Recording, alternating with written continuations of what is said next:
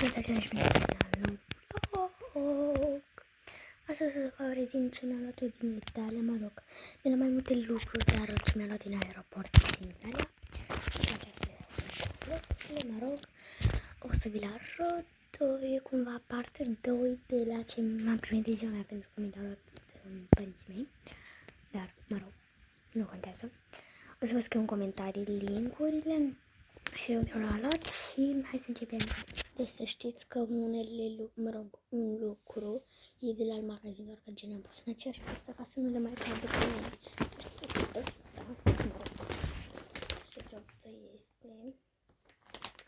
Nu știu dacă se vede că are un ciușoțică de ea. Așa. Deci acesta e de la magazin, nu e de la celelalte. E un portofel pe care eu mi-am telefon, un portofel lung, care am un portofel vai de capul lui.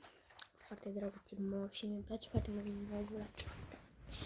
Aici nu mi-am pus absolut nimic, dar mă rog, eu mi l-am făcut în aeroport, că te așteptam să-și pună chestia aia avionică, așa. Aici mi-am pus bănuții. Dar ce fain arată. Cine aici cardurile și acolo, așa aici banii.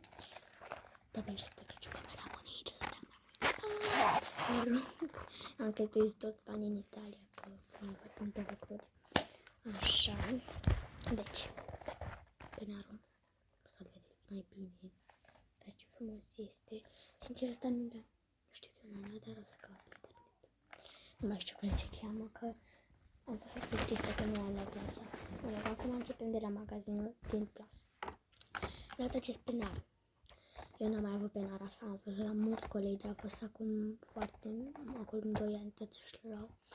Și mi s-a părut foarte drăguț pentru că eu am un penar care va de capul lui și am gândit să-mi pun lucrurile gen aici și în alt penar să pun culoarele, dar noi nu prea folosim culori și la fiecare oră o să-mi iau doar gen penarul ăsta. O să-mi și fac, dar nu acum, gen la final de clip. Așa. Și partea mea preferată, dragilor. Partea mea preferată. Scrieți în comentarii ce credeți voi. Păi eu o să vă arăt acum, dar ce credeți voi. Și penarul meu are din asta, gen. Nu penarul, portofelul meu are din asta, gen. Glanț de la.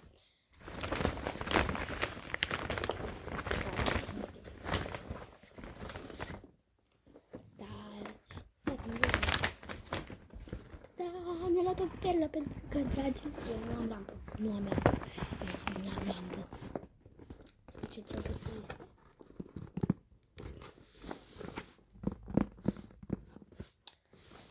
Nu vă văd ce să vedeți. E foarte drăguță și sper să meargă, sper să fie totul bine. La fel o să deschid acum. Deci, eu mi-am luat toate lucrurile, penarul și lampa de la Legami Milano. Uitați aici, Legami Milano. Aici scrie.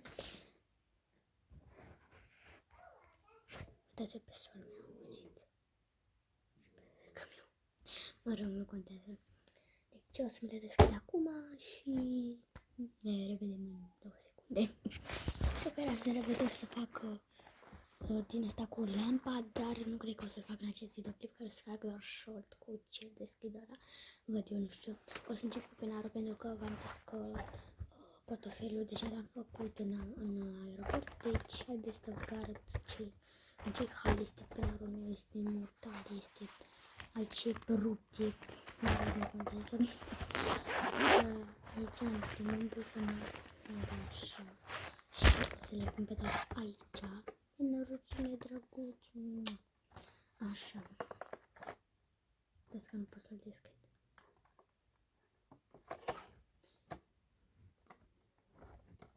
Dați un pic, vă rog.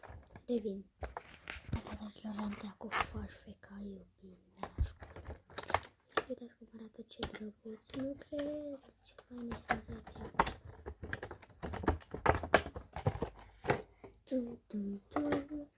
Ce fain este senzația, deci foarte mai material, unii dintre voi chiar l-aveți, cred, nu știu.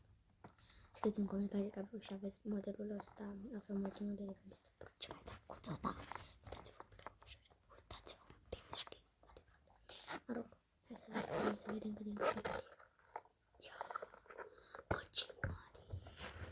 e de la care se strânge, bă, mare rău. Deci pot să mi-l cap pe toate pe norul ăsta. Mă rog, hai să facem. Deci, avem așa. O să-mi pun aici picul. Doamne, dacă vezi asta, îmi pare rău, dar nu le mai folosesc pe la tine. Așa, pixurile mele verzi pe care subliniem data și titlul. Cheese. Acum, pilotul ăsta, mă rog, am multe piloturi, dar le iau, dar pe ăsta n-am școală. Așa, cred, două creioane grafice, unul așa și unul de ăsta cu calcule, l-am de mult, dar noi nu facem calcule de astea cu ori, că le știi. Nu vreau să fiu pe vremea, mă rog, eu sunt din ateie, dacă întrebați, descurată până acum, așa. Îmi pun chestia asta niciodată n-am mai apucat să întreb, de exemplu, ce înseamnă asta. Adică știu cum se folosește, nu îl folosim, dar nu mai știu cum se cheamă, am uitat și știam. Mă rog, îl pun și pe asta aici. Și cum să lipsească stilou, că mă bate, Doamne, dacă nu vreau. Normal. Așa, eu o să mai controlez prin casă să niște lucruri aici. Și dacă mă arată până acum, o să fac și foarfeca. Dați foarfeca mea. Mă bag și pe ea aici. Ia să vedem dacă îmi cap toate lucrurile mele aici. Nu cred. Bă, da, în cap. Mă rog, puțin mai greu, dar în cap. Gata. Mă rog, arată puțin pițigăiat aici, dar e ok. Mie mi se pare foarte ok, este foarte drăguț, mie îmi place materialul, îmi place tot materialul, cum arată, efectiv tot. Uitați-vă la ochișorile lui, uitați-vă un pic, sunt chiar adevărat. V-am mai zis asta, dar e foarte cute. La tinde și miroase fursecuri cu ciocolată, mă rog, nu contează. Deci, dacă vreți să vă arăt și ce punct este canalului, dați like și subscribe pentru că nu mai greu acum. Mă rog, trebuie să deschid și lampa asta. Ta-da! Uita mea frumoasă mea. Deci ca să înțelegi la când m-am gândit eu să-l închid, acum trebuie să-l deschid ca să iau foarte ca să tai și asta. Mă rog, o să las deschis că nu știu când mai trebuie foarte ca. Așa. O să fac și short.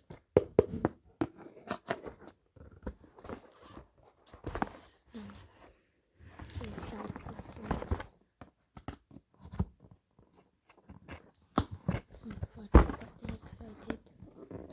Acum rup scociul că nu pot să vede cu faptul că efectiv nu e cum...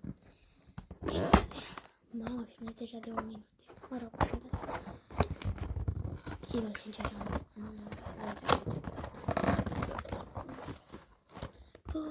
eu pe chestia asta.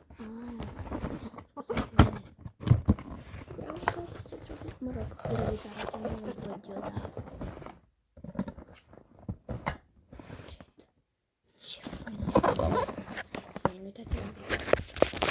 Arată ca niște ambalaje normale, dar o să vedeți. Punem aici.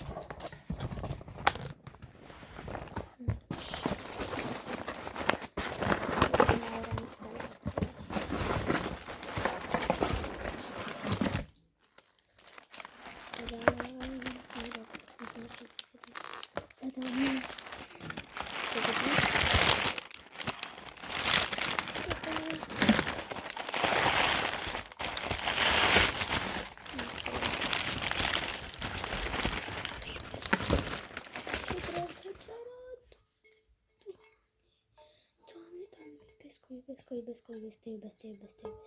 Te iubesc. Să punem o priză.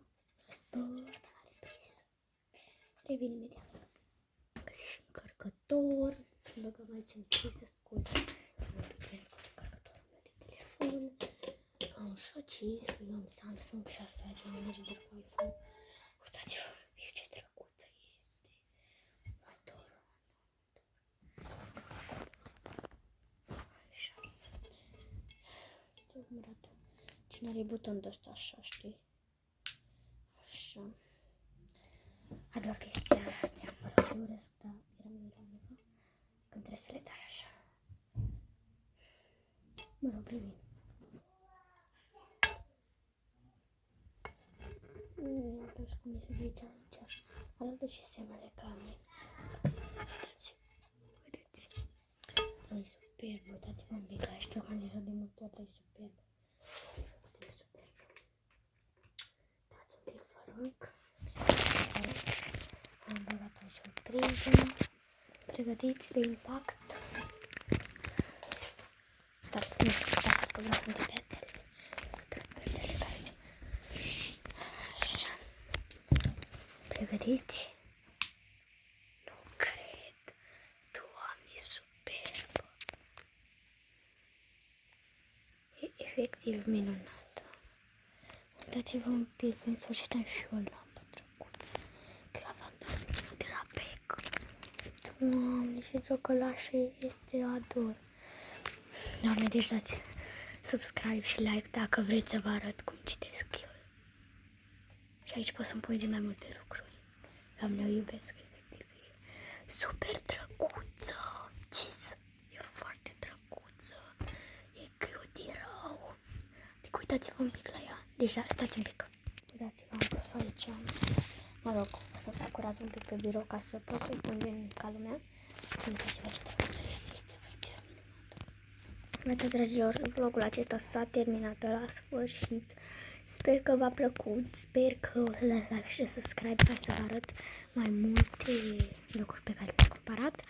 Și să aveți o zi frumoasă și sper să vă distrați și dați like și subscribe dacă vreți să vedeți cum citesc, cum merg la școală, gen să scriu cu penarul și așa. Și desigur, like și subscribe dacă vreți mai multe videoclipuri din viața mea.